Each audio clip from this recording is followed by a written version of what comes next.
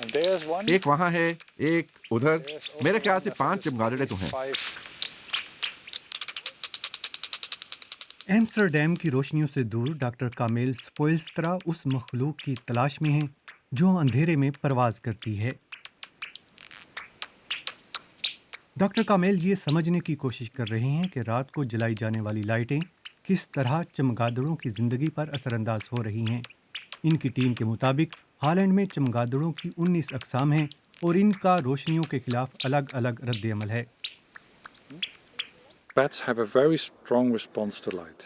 چمگادڑیں روشنی پر سخت رد عمل ظاہر کرتی ہیں اور یہ خوف کی وجہ سے ہوتا ہے۔ اگر کوئی چمگادڑ روشنی میں ہے اور آہستہ اڑ رہی ہے تو آپ اس سے دور ہٹ جائیں، لیکن اگر کوئی چمگادڑ تیز اڑ رہی ہے اور تیزی سے موڑ کاٹتی ہے تو وہ خطرناک نہیں ہے۔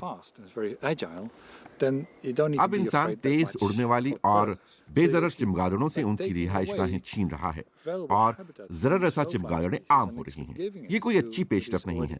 بائیو ڈائیورسٹی کے لحاظ سے آپ حیاتیاتی تنوع کم کر رہے ہیں۔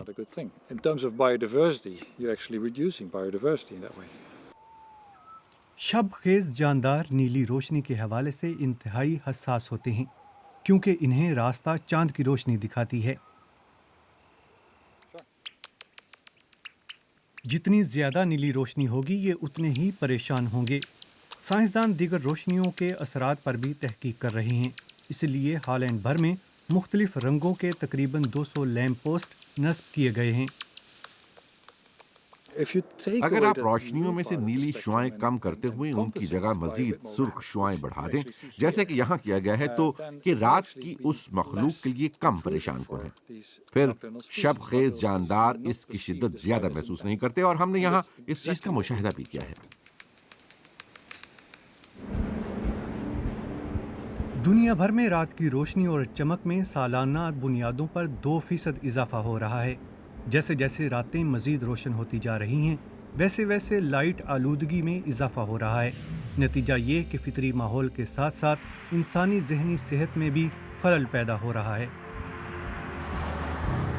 انٹرنیشنل ڈارک اسکائی ایسوسی ایشن نے روشنیوں میں بڑے پیمانے پر کمی کا مطالبہ کیا ہے۔ زمین اتنی روشن ہوتی جا رہی ہے کہ خلا سے سرحدیں بآسانی نظر آ جاتی ہیں۔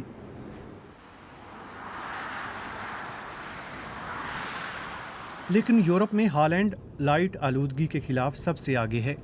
کچھ علاقوں میں تو سڑکوں کے کناروں پر لگی لائٹیں مکمل طور پر بند کر دی جاتی ہیں۔ ماورس ڈونر سگنیفائی نامی کمپنی کے محقق ہیں۔ یہ کمپنی ایسی لائٹیں تیار کرتی ہے جو چمگادڑوں کے لیے نقصان دہ نہیں ہیں۔ ان کے مطابق روشنی چمکتی لائٹوں سے کہیں زیادہ ہے۔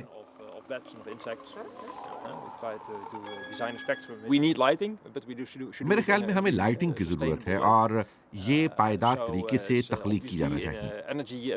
ماحول دوست انرجی اور لائٹ ہی اس کا بہترین حل ہے۔ ہم صرف انسانوں کا ہی نہیں بلکہ مکمل ایکو سسٹم کا سوچ کر لائٹیں تیار کرتے ہیں، جو کہ بہت اہم بات ہے۔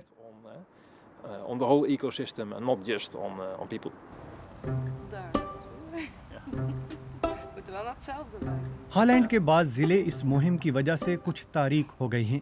سیٹلائٹ تصاویر سے بھی ظاہر ہوتا ہے کہ چند علاقوں کی چمگادڑوں کو ان کا شب کا پیارا آسمان لٹایا جا چکا ہے۔